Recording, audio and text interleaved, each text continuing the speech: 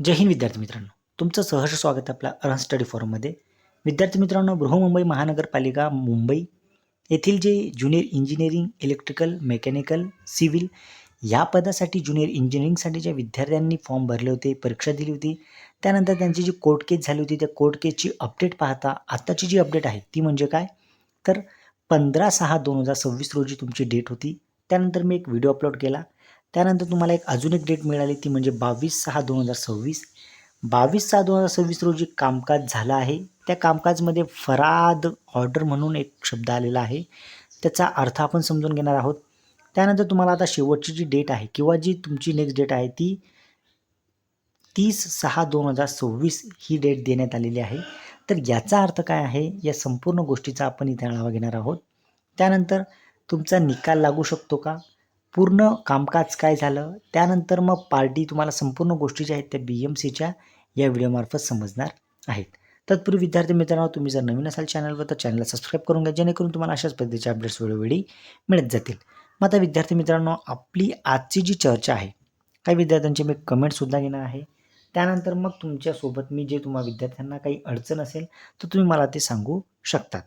आता महत्त्वाचं म्हणजे काय विद्यार्थी मित्रांनो, तर काही जे प्रश्न आहेत त्या प्रश्न अगोदर तुम्हाला मी सांगतो, त्यानंतर प्रश्नाचे उत्तर आपण घेणार आहोत.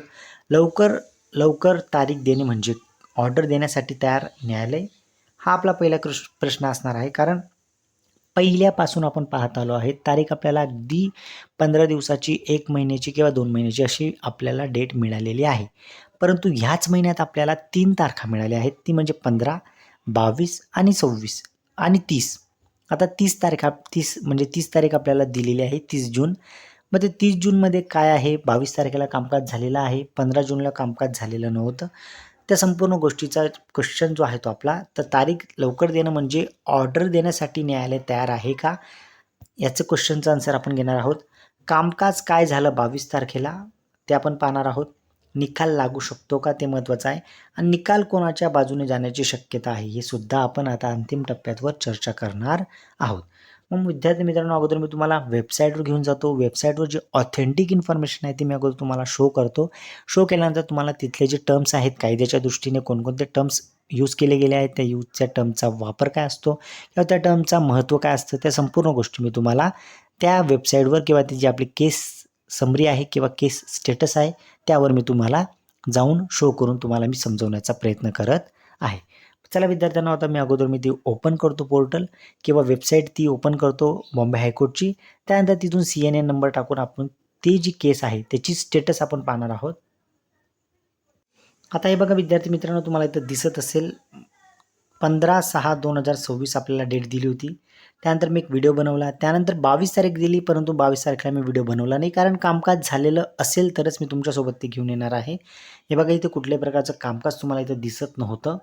हे बघा, आत्ता जी पुढील अपडेट आहे ती मी तुम्हाला दाखवण्याचा प्रयत्न करतो. ती म्हणजे बघा, कामकाज झालेलं आहे. हे बघा, इथे तुम्हाला दिसत असेल 22/6/2026 रोजी डॉक्युमेंट जे आहे बघा, डॉक्युमेंटचे इथे लिहिलेलं आहे तुमचं फराद ऑर्डर. याचा अर्थ काय आहे, व्ह्यू डॉक्युमेंट करू, त्याच्यानंतर तिथं काय लिहिलेलं आहे ते आपण पाहणार आहोत. त्यानंतर बघा, पुढची जी तुमची डेट आहे ऑथेंटिक, हे बघा, नेक्स्ट हिअरिंग डेट तुमची जी आहे ती आता 30 जून 2026 जी आहे ती तुमची डेट असणार आहे. म्हणजे आता अवघ्या 5 ते 6 दिवसामध्ये तुमची जी पुढची डेट आहे किंवा 4 ते 5 दिवसामध्ये तुमची जी आहे ती पुढची डेट असणार आहे.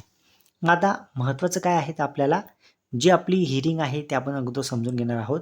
हे बघा, कामकाज इथं शो होत असेल बघा, तुम्हाला इथं लिसनिंग डेट तुम्हाला इथं दिसत असेल, IR नंबर. त्यानंतर तुमचे जे ऑनरेबल श्री जस्टिस आहे त्यांचं नाव आहे GS कुलकर्णी आणि जस्टिस आरती A साठे, हे तुमचे कोरम आहेत. त्यानंतर इथं रिमार्क वगैरे काही दिलेला नाही आहे. तर 22/6/2026 रोजी जे कामकाज झालेलं आहे ते अगोदर आपण पाहूयात. त्यानंतर मग तुमचे जे क्वेश्चनचे आन्सरिंग असतील, जे मी क्वेश्चन लिहिलेले आहेत ते क्वेश्चन मी तुम्हाला सांगणार आहे. इथून आपण डॉक्युमेंट जे आहे ते व्ह्यू करूयात. ते व्ह्यू केल्यानंतर तुम्हाला त्याच्यात काहीही समजणार नाही, परंतु ही जी फराद ऑर्डर आहे त्याचं मिनिंग मी तुम्हाला समजवेल. तेव्हा तुम्हाला त्याचे व्ह्यू डॉक्युमेंट असेल, जे तुमच्याकडे असेल, तुम्ही डाउनलोडसुद्धा केलेलं असेल, ते डाउनलोड करून त्याचा काहीही उपयोग होणार नाही, कारण ते समजायला अवघड आहे. हे बघा विद्यार्थी मित्रांनो, इथं in the high court of judicature at Bombay appellate side civil jurisdiction, इथे तुम्हाला दिसत असेल रिट पिटिशन नंबर जो तुमचा आहे. त्यानंतर इथं कोरम दिलेले आहेत. संपूर्ण गोष्टी ज्या आहेत त्या संपूर्ण versus petitioner versus responder, petitioner versus responder असं दिलं आहे. त्यानंतर कुठल्याही प्रकारची जे शब्द असतील किंवा ऑर्डर असेल किंवा काही मेन्शन असेल ते कुठल्या प्रकारचं दिलेलं नाही आहे. मग याचा अर्थ काय, तर कोरमसुद्धा इथं दिलेला आहे आणि डेट जी आहे तुमची 22/6/2026 दिली आहे. SO2 30/6/2026 अशा पद्धतीने जे आहे ते तुमचं दिलेलं आहे. मग आता विद्यार्थी मित्रांनो, तुम्हाला मी एक गोष्ट समजवण्याचा प्रयत्न करतो, ते म्हणजे काय, तर आत्ता आपण जो फराद ऑर्डर आहे त्याचा मिनिंग आपण समजून घेऊयात, जेणेकरून तुम्हाला पुढच्या गोष्टी ज्या आहेत ते तुम्हाला समजतील. तर मग फराद म्हणजे काय, तर आता बघा विद्यार्थी मित्रांनो, शॉर्टमध्ये सांगण्याचा तुम्हाला प्रयत्न करतो. अगोदर जे न्यायालयीन किंवा कायद्याच्या दृष्टीने जे शब्द आहेत ते तुम्हाला समजवतो, ते म्हणजे फराद ऑर्डर. तर न्यायालयीन कामकाजात फराद शीट किंवा फराद पत्र किंवा फराद ऑर्डर असं म्हटलं जातं. उच्च न्यायालयात प्रत्येक केसेसच्या फाईलसोबत एक फराद जे कंटिन्युएशन शीट असते त्याला आपण प्रगतीपत्रक म्हणतो, ते जोडलेलं असतं. म्हणजे जी तुमची केस असते त्या केसमध्ये एक फाईल असते, ती फाईल बनते. त्या फाईलमध्ये जी आहे ते एक फराद कंटिन्युएशन शीट असते, त्याला आपण म्हणतो की प्रगतीपत्रक. म्हणजे तुमची जी केस आहे त्या केसची जी स्टेटस आहे, त्याचं प्रगती किती होत चाललेली आहे किंवा ती सक्सेसच्या दिशेने किती चालत आहे, त्याचा एक रिपोर्ट असतो किंवा त्याची एक शीट असते, ती जोडलेली असते. मग त्या न्यायालयातील कर्मचारी रोजच्या सुनावणीच्या वेळी त्यावर खालील गोष्टीची नोंद ठेवतात. म्हणजे कोणकोणती नोंद ठेवतात ते, तर सुनावणीची तारीख ठेवतात, न्यायाधीशांची नावे ठेवतात, म्हणजे जो कोरम आहे तुमचं ते कोरमचं नाव ठेवतात, तुमची सुनावणीची तारीख आहे जी हिअरिंगची डेट आहे ते ठेवतात. त्यानंतर हजर राहिलेल्या वकिलांची आणि पक्षकारांची नावं, म्हणजे ज्यांचं ॲपिरन्स आहे किंवा पक्षकार जे आहेत ते पिटिशनर आलेले आहेत का किंवा रिस्पॉन्डंट आले आहेत का, त्यांची नावं वगैरे त्यांचे ॲपिरन्स ठेवतात. न्यायाधीशांनी दिलेल्या रोजच्या छोट्या सूचना, कार्यालयीन नोंदी किंवा अंतरिम आदेश किंवा केसची पुढील तारीख, अशा पद्धतीने फराद ऑर्डर असते.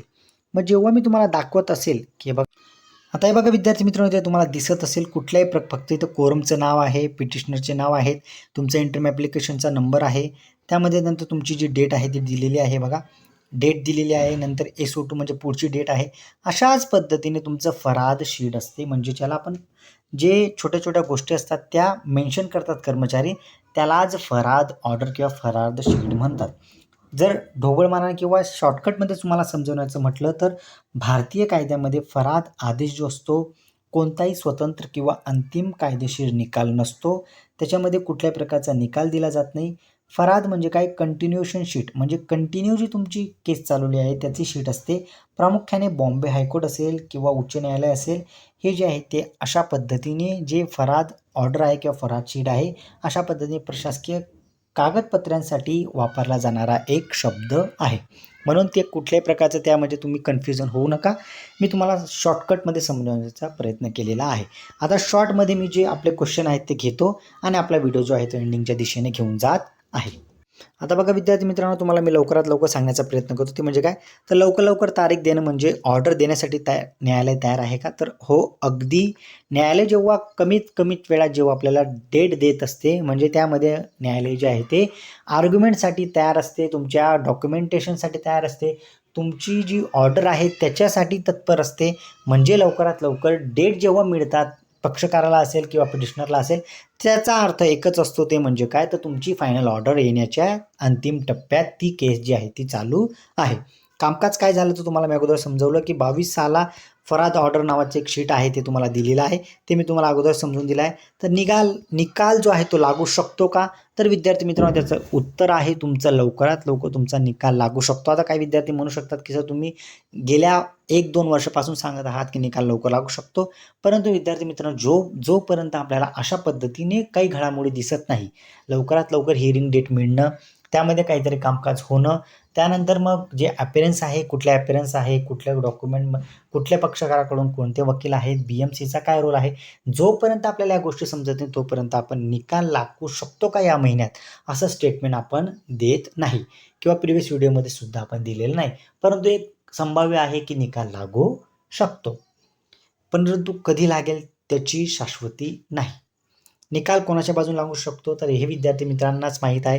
जर मी डिप्लोमाच्या बाजूने बोललो तर इंजिनिअरिंगचे विद्यार्थी थोडा रुसवा करतात, इंजिनिअरिंगच्या विद्यार्थ्यांच्या बाजूने बोललो तर मग डिप्लोमाले विद्यार्थी बोलतात. म्हणून डिप्लोमाचं किंवा असेल किंवा इंजिनिअरिंगचे विद्यार्थी असतील, या संपूर्ण गोष्टीमध्ये ज्या निकाल आपल्याला लागेल तो निकाल आपल्याला मान्य करावा लागणार आहे. म्हणून तुम्ही कमेंटमार्फत मला सांगा की कुठल्या पद्धतीची अपडेट्स तुमच्याकडे आहे. तुम्ही मला ती कमेंटमार्फत द्या, जेणेकरून पुढचा जो व्हिडिओ आहे तो मी फक्त कमेंटमार्फत म्हणजे कमेंट जे विद्यार्थ्यांचे आहेत त्या कमेंटचाच व्हिडिओ मी बनवणार आहे. जे कमेंट मला ऑथेंटिक वाटतील किंवा त्यांची इन्फॉर्मेशन वाटेल की ही इन्फॉर्मेशन ऑथेंटिक आहे, त्याच विद्यार्थ्यांची कमेंट मी पुढच्या नेक्स्ट व्हिडिओमार्फत विद्यार्थ्यांपर्यंत पोहोचवणार आहे. चला विद्यार्थ्यांनो, आता मी तुमची रजा घेतो. जय हिंद. तुमच्याकडे काही अपडेट असेल तर नक्कीच मला शेअर करा, जेणेकरून ते तमाम महाराष्ट्राच्या इतर कानाकोपऱ्यात आपल्याला ती पोहोचवली जाऊ शकते. चला विद्यार्थ्यांनो, जय हिंद. धन्यवाद.